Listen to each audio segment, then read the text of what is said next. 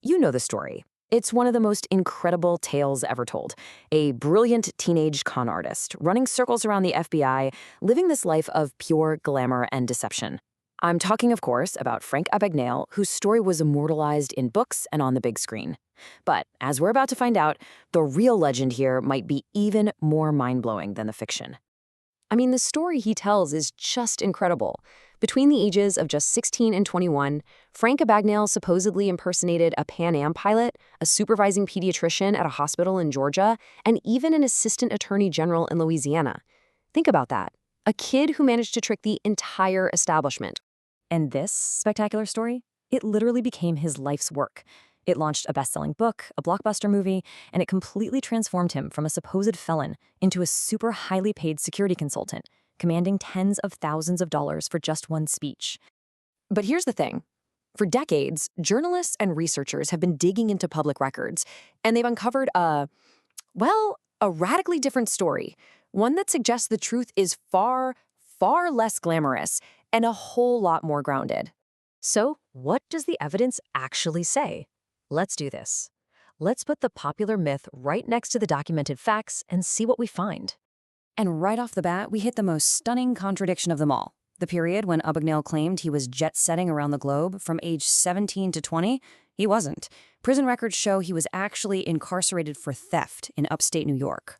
And this timeline is crystal clear. It's not vague. On July 26, 1965, he entered Great Meadow Prison. He wasn't some international man of mystery. He was inmate number 25367. He was then released on December 24, 1968. Now, in his book and in his speeches, Abagnale claimed he passed over $2.5 million in fraudulent checks. That is a truly staggering figure for a teenager back in the 1960s. But, federal court records tell a very different story. The actual conviction that sent him to federal prison later on, it was for forging Pan Am checks totaling less than $1,500. That's a huge, huge difference. So what about those famous impersonations? The ones that made him a legend. Let's break down the big three: the doctor, the lawyer, and the pilot. Okay, so Abagnale claimed he spent a full year as a pediatric supervisor in a Georgia hospital. But again, the timeline just doesn't work. For the entire period he claimed he was playing doctor, he was in prison. And when journalists actually checked with the hospital, the administrator said that no such overnight supervisory position even existed in the first place. And the lawyer claim? Well, back in 1981, Louisiana's first assistant attorney general, a guy named Kenneth DeJean, investigated Abagnale's story that he had worked in their office.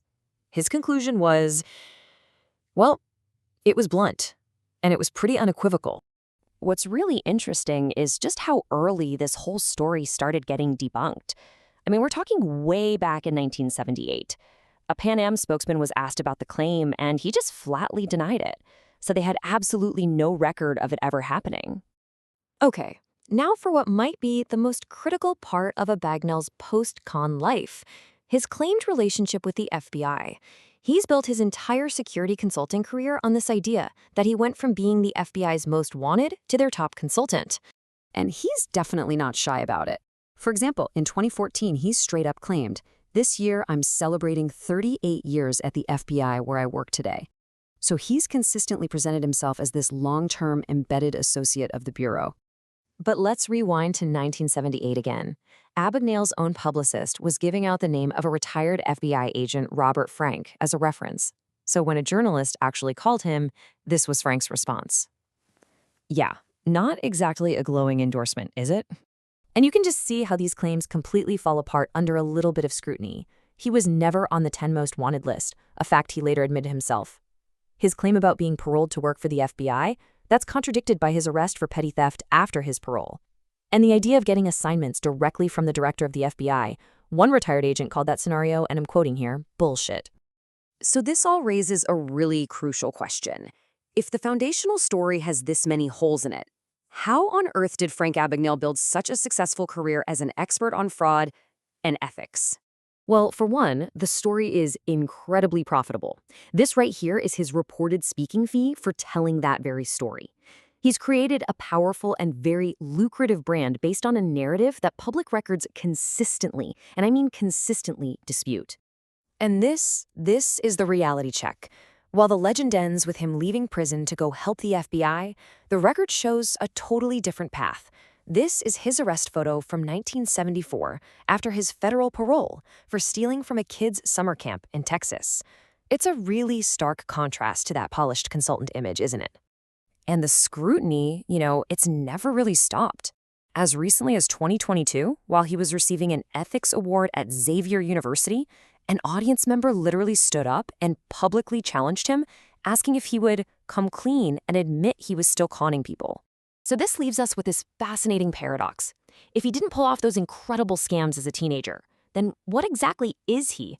Well, it turns out he kind of answered that question himself decades ago.